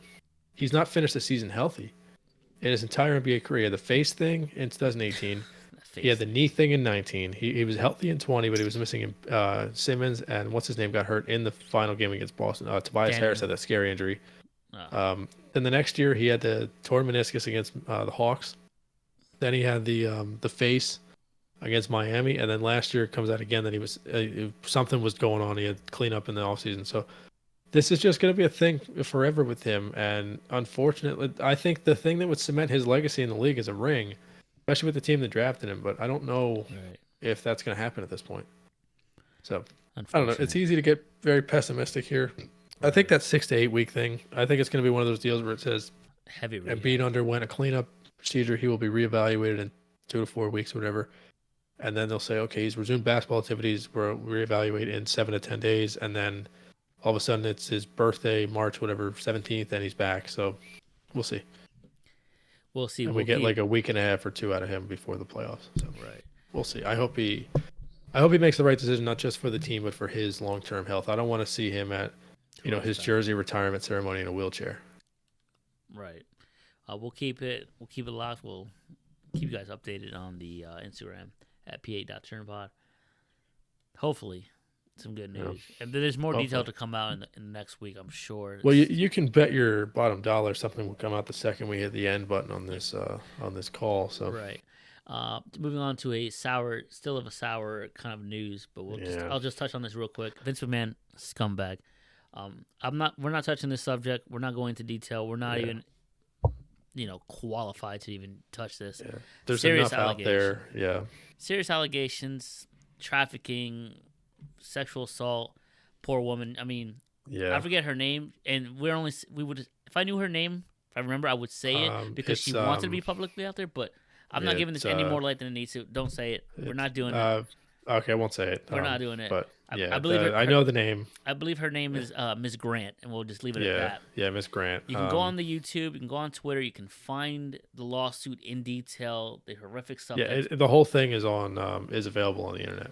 But yeah, so this isn't the details. If you have children, if you have a daughter, if you have a woman in your life that you love, and you read this, understand that it will make you physically angry. Right. Because it made me very angry when I read it, and I'm a pretty difficult person to make angry about anything not revolving around my favorite sports teams. Right. And Major League Baseball's inability to market their stars. And it's sad because we grew up with Vince McMahon as a wrestler or like a prominent figure on TV, and to see these allegations come out now, you just can't help but think that a lot of those promos and those actions that he portrayed on TV were truthful, a little bit of himself, and you can't help but wonder, people in the back that really know him are watching this like, I'd be damned. He's actually like telling people what he's really like does behind the scenes, but no one's really going to notice. Nevertheless, well, they say when you're in these cults, I don't know, I'm not saying he's in the big club that people like us are not allowed in, but hiding things in plain sight, sometimes saying things openly and admitting to them, even if you're, joking, is a way to cleanse your soul. So maybe him being a D-bag on TV was his way of saying, yeah, I'm actually doing this stuff behind the scenes. And it's often said it's not about what you do, it's about who you do in order to get places in Hollywood. So unfortunately, that's all I'm going to say about that. I think he's a scumbag. I think Brock Lesnar's a scumbag. I think John Laurinaitis has always been a scumbag. CM Punk has never been right about anything in his life except about Vince McMahon and John Laurinaitis being scum. All those promos are coming. They're actually those are real apparently. Right, and I was just gonna say, as Vince McMahon is now officially done with the company and done with the parent company TKO, he's officially out. He brought Brock Lesnar and John Laurinaitis with him straight to hell. Brock Lesnar, that door is completely shut, I would think. John Laurinaitis is a scumbag anyway. Yeah. And here's a nice little segue. As one door might be completely shut, slammed, and sealed, another one opens, and now you have a brand new future. Triple H is now full control. We mentioned Braun Breaker before the show.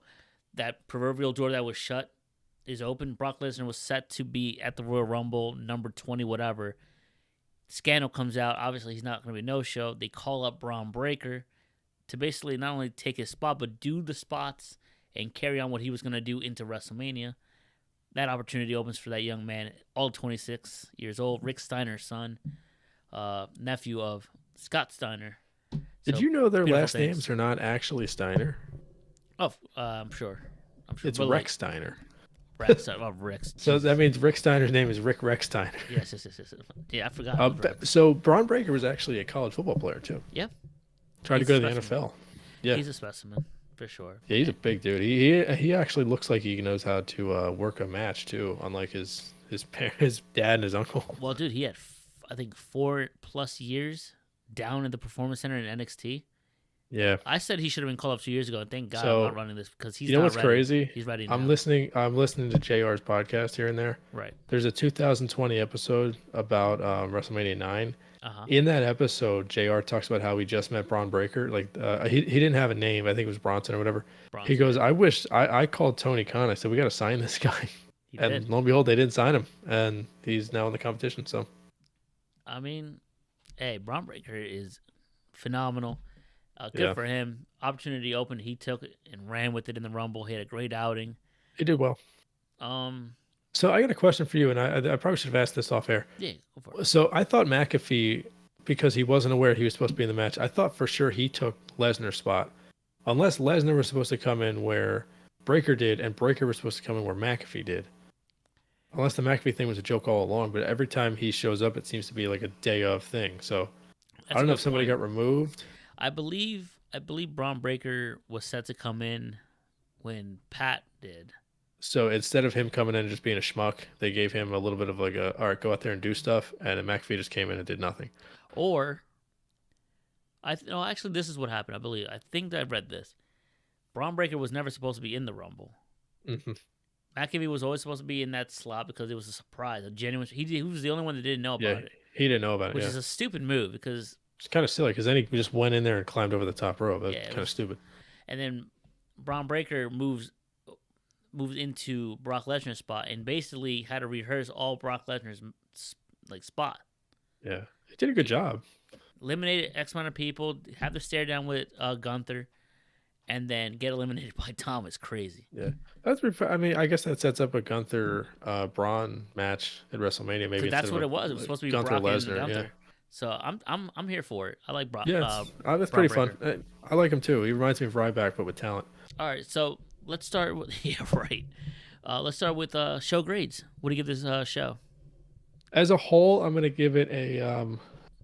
I'm gonna give it, if there's a way I can go between B- and B.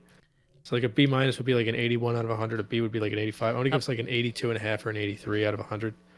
I was not surprised by any of the winners. I knew Logan Paul was going to beat Kevin Owens. I didn't know it was going to be that way. Bailey was the obvious choice to win the women's Rumble, and then the men's Rumble was a 2-man match. All right. And the Fatal 4-Way, of course, Roman was going to lose that. I'm just surprised he didn't pin all 3 guys at the same time. So I'm going to say, in terms of predictability, an F. And then in terms of the way it was actually executed, I was entertained start to finish. The only thing that kind of sucked is we didn't get a surprise in the men's Rumble. So outside of McAfee, but I'll go B-. I'll give it a solid B, right down the middle, right there. Okay, yeah. I was entertained. I'm more critical, I think, than you are. I think you're. I try to enjoy it too, but I'm more critical because I think that they could have done better. Oh, I'm critical too. They should have. It seemed like you liked it more than me, though. Nah, I was just gonna say I didn't see. I still haven't seen the Logan Paul Kevin Owens. It was a good match. I don't care much for it. I'm not invested. I already knew who was gonna win. I think Paul is like legitimately like banged up after that, though. Oh, 'Cause did you I don't know see- if you saw his interview. It looked legit. He was out of it. And Out of it. Owens was kind of stiffing him a little bit. I think that maybe in some ways garnered him some respect. Right. Hey, you gotta sink or swim in your first big pay-per-view as a champion, and you're going against Kevin Owens. He You did better- really well. Yeah. He's really good. Yeah, he's taking it serious, and I think He takes it seriously. Yeah, Resigned he's or a full-time restructured. participant. Yeah, full-time participant now. Yeah. I believe the women's Royal Rumble was my favorite match. Or A+. Rumble. It was top to That was bottom as close greatness. as close to a perfect match as you can find. They did it right. Whoever orchestrated it, yeah. give yourself a pat on the back. That was from the first 3 entrants. Got Yeah, Natalia, the standard. Like, all right, great. But then Naomi's return was shocking. So you have like a week after being in TNA. Yeah. So you have a TNA girl coming back in Naomi. Yeah. Going against a veteran. So you know nice little thing, and then you bring Yeah, out Bailey at 3, which like, all right, now we're here. Let's go. she's the crowd favorite. Then you had a couple. Jade Cargill At debuted. 28, She was great. tremendous. You had the girl that looks like Harley Quinn at 30. Liv What's her Morgan, name? She came back. Jersey's own. You had the girl from NXT come up, and then you had the TNA Knockouts champion in the Yes, middle of the Jordan match, Grace. which was pretty cool. I think number So 9, number 10. she was in the middle. Yeah, she had a really strong showing, and obviously Belair showed out. They had a really good job. They did a good. The pacing was good. There were Everything. times where it was just like, all right, this person's throwing punches in the corner. This person did a DDT, but it felt like there was always something happening. There was there was always something happening. They hit all the elements, including comedy. With R-Truth Yeah, coming out, thinking that it was the pretty men's funny. rumble, That was hilarious. causing Homegirl to get eliminated within 5 seconds, tying the record for. It was pure That was funny. greatness. And then And also then he got yeah. going into it with Adam Pearce calling him, "What happened to your hair, Nick?" Where's your hair? Yeah, like it was great, top to bottom. Like So if there's anything that I do They did dislike great. about Pierce used to be an NWA champion. yeah, Ron Killings was an NWA champion, and Nick Aldis was the TNA World Champion at one point, and the third longest NWA. reigning NWA. So all three of those guys are now jokes in the program now, Ooh, or I in wouldn't say lesser jokes. roles. Aldis is not a joke, but they're not using him properly. So it does hurt me Yeah. a little bit to see Ron the Truth Killings was his name in TNA, and he was a really good character there. yeah. And now maybe he's okay with it because he's in his 40s. So maybe being a comedy character is kind of cool, but it does hurt me a little bit to see him out there, in a women's match, and then making fun of people's hair and being oblivious. So that kind of hurts. But I thought that match was great, top to bottom. I thought the commentary was really good. McAfee adds a lot to commentary. He's full time Uh, now on the Raw show. And Corey Graves and Wade Barrett should be pretty fun too. Yeah, and now on SmackDown. Corey is the lead commentator. He's now not the. Is that what caller. it is? I saw it. Reported both ways. It seems like Corey should be the lead guy though. Yeah, he's the lead guy. He Yeah, always was Barrett. the color. I actually Wade Barrett should have been. I don't want to start, but Wade Barrett deserved better. Also, he, as a performer, was really good. Hey, John Cena is to blame. That's all. That's all I gotta say on that one. John Cena. Yeah, I know the story there. Barrett was great, and bad news Barrett. Apparently, he wanted to turn into a good guy, and Vince was against it. So Yeah. instead of him becoming a good guy, they got rid of the things that the fans were cheering, and then he I've got just wound some up being. bad news. The second match was the Fatal 4-Way. Nothing special, but at least Roman won clean. I think Very AJ rarely. took the pin, which is good. LA Knight looked great.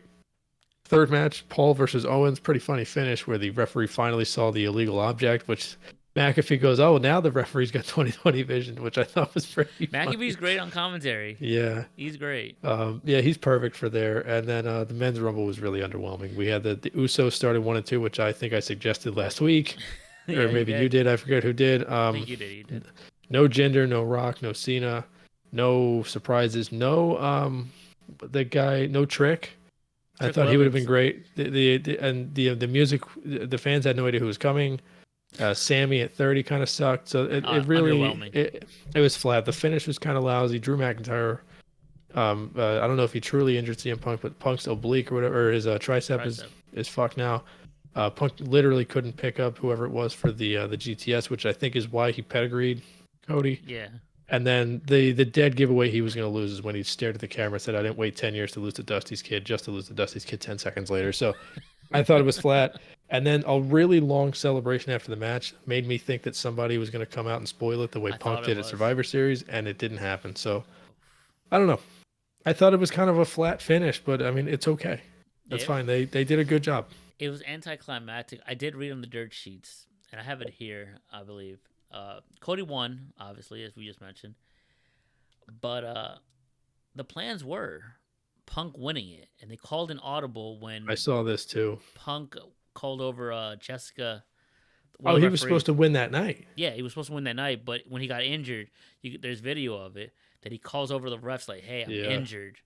We gotta change it up." So and you see Punk her was- hit the intercom in the back pocket, relaying to the production crew like, "Hey, he's hurt. Yeah. What do we do?" And they called an audible, and they made the move to have Cody win it. that Interesting. night. So I read this was reported I think in the Observer Yeah. that Punk was scheduled to win until Rollins got hurt, and then the That's plausible, too. the cloud of whateverness above that, they were like, well, we don't know if he's actually going to be ready.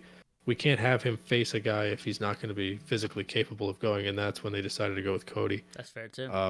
I did like Andrade returned, which was a surprise.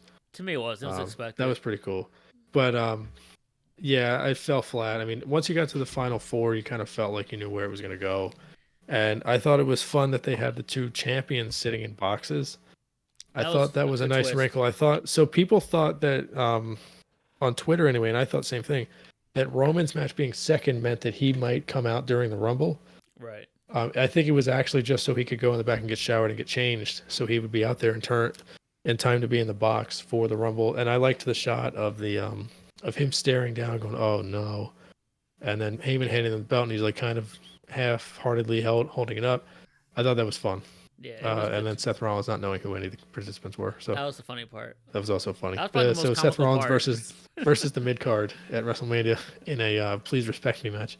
If I had one criticism for the women's Rumble, is that they didn't do that for the women. They had the women Yeah. stand in the back, So yeah, looking seriously, looking at a TV. I'm like, it kind of falls flat because how over Rhea is, and then you can finally present Io, who hasn't been in her title reign, has not had a good reign. She hasn't defended it at all. She's been in these mixed 6-man tags or 6-women tags. yeah, it's weird. You So got to throw them out there and to make it a big deal. Imagine Bailey winning it. Now who you point? And Bailey's baby turn phase so is happening. if they didn't have a 3-man booth, I think it would have been interesting to have one of the two women on commentary for That's the match, or maybe come out in the middle of the match.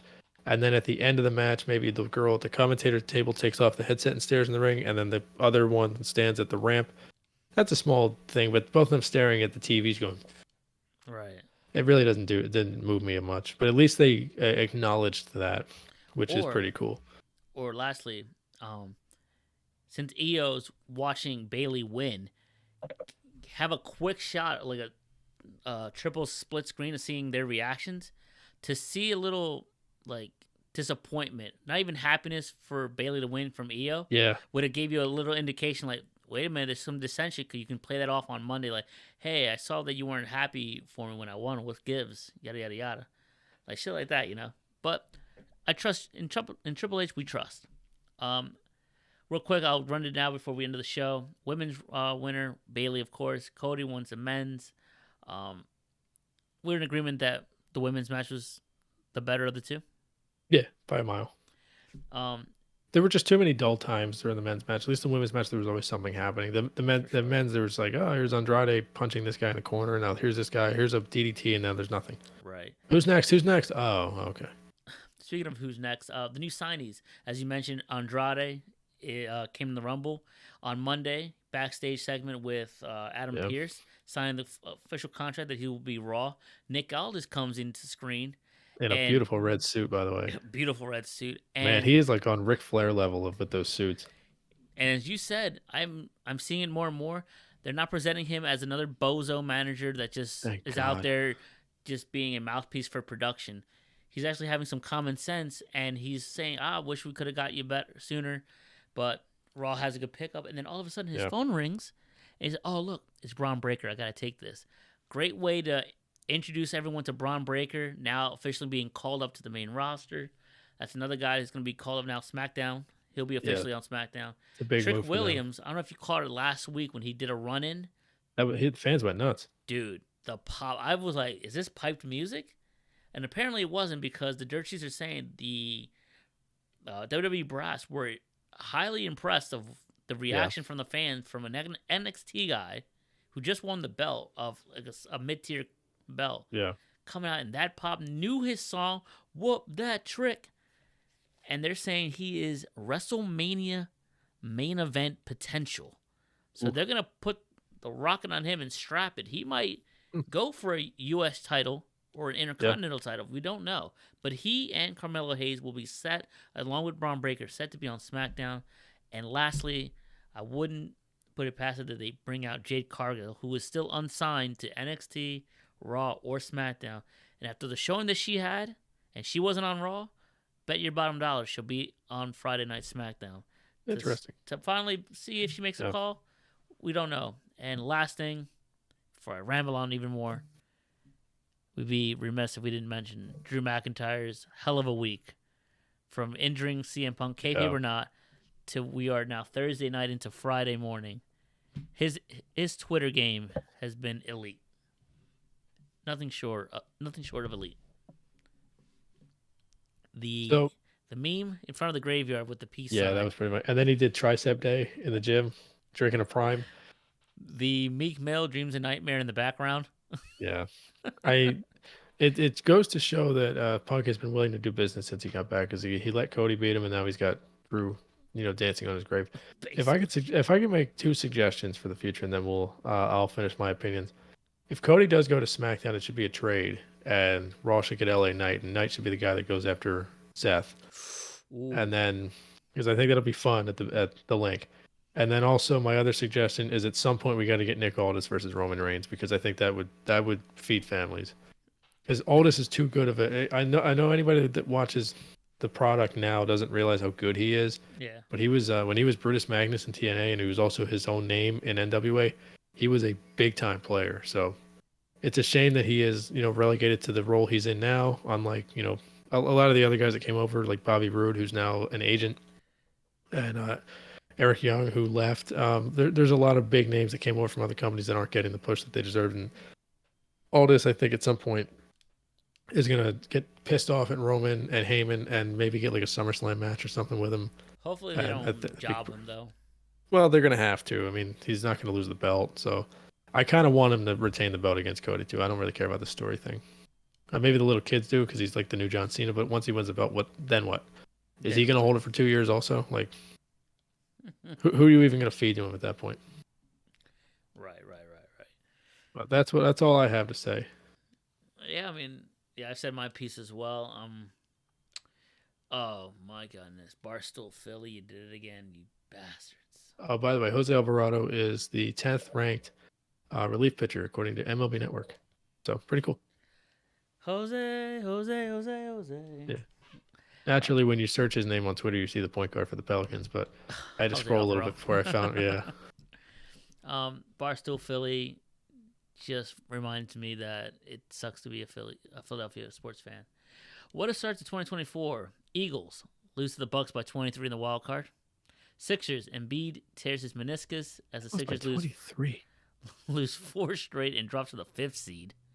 Flyers top prospects demands a trade, and their goalie gets arrested. Yeah. As they lose 5 straight. And lastly, but surely not least, the Phillies still have not made any big offseason moves. And it has the meme where the astronaut is shooting the other astronaut, saying it's just endless suffering. I mean, look, they signed the best pitcher on the market. I know he was already here, but Nola was the best free agent pitcher. I mean, Ohtani, if you don't count him as a pitcher this year, I think it's not nothing, but it is certainly not much. It's not much. Jason Stark expects them to sign like 3 more guys before spring training, but not like prominent players. They're going to be like the Matt Joyce's type. So yeah, I can see that. We'll see, like another Sean Rodriguez. But I mean, listen, not a bad first episode back. Right. If you listened, first of all, thank you. Secondly, again, the Tuesday 10 will hopefully be returning next week. If not next week, it'll be the week after the Super Bowl. It's a little bit tough for me to kind of plan for those, because I have to do a lot of the prep on the night of or the night before. I was actually planning to do the Tuesday 10 this past week on a Monday. Right. Timing just didn't work out. And a lot of the things I wanted to talk about weren't really relevant at the time. So I figured give it a week. I'll do it right after the Super Bowl. Maybe just release it on that Monday night, like a special edition, and then maybe figure it out from there. Again, we haven't really had much news come out aside from Corbin Burns, which just happened today. Man, some of these coordinators and things. So it'll be fun. And it's possible that on next week's episode, next Thursday, or maybe the week after that, I will be officially proclaiming my next ballpark. So, ooh, exciting. Again, it's not going to be much of a secret because it's Seattle, Kansas City, Houston, and Miami, all these places. But maybe we'll have it, and maybe we will commit to whether or not the Turnpike will be headed to MetLife Stadium to watch the hockey game. So, as the status for that is still up in the air. I'm gonna try to go regardless. If you ain't going, I'm just trying to get a single ticket. Oh, if you're actually going, then yeah, okay. I wasn't sure if you wanted to because it's your birthday, so I called out. I mean, I requested off. Oh, beautiful. Okay, perfect. I'm expecting to go. I'm just trying to see who's was it? It's go. February 17th. Yeah. Yeah, I mean, the 3 of us are ready. I got the 2 of us and a friend of mine want to go, so it's easy to find 4. We just got to find a good section. Yeah, best place to sit is actually up top. If you sit too low, you won't see the puck. So, Really? All right. so I actually have a problem here. My jerseys from China. I ordered 2 Flyers jerseys. Naturally, one of the guys I ordered got sent down to the minors. Oh, I thought it was gonna be Carter Hart. I think the guy fucked me. So what happened is Dude, that's he sent me he gave me a tracking number for my jerseys. It said it was DHL. I okay. put it into the DHL tracking. Nothing's there. I use that same number on FedEx. It works, but it says this package was delivered to New York City. So he either gave me the wrong tracking number or sent my jerseys to New York. And I paid extra for quick shipping, and he hasn't responded to me. So I got to figure this out now because this was like $200 worth of fake jerseys and shipping. So Bro, this is gonna be a problem. at that point, you could have just bought one. Nah. Yeah, I probably should have. Still unread. Yeah, I don't know what's gonna happen here, but not good. Credit card. Like, look, fraud. I want my money back. Yeah. Well, I'm gonna dispute this thing. Yeah, So. dispute it. But all right, this was a great return. Episode 140 of the PA Turnpots in the book. We'll be back next week. Hopefully, the Tuesday 10 on Tuesday, and then next Thursday, episode 141 of the PA Turnpot. Thanks for listening, and until next time, see ya. Oh wait, the button. Yeah, hold on. Sorry, been a while. See ya! Later, guys.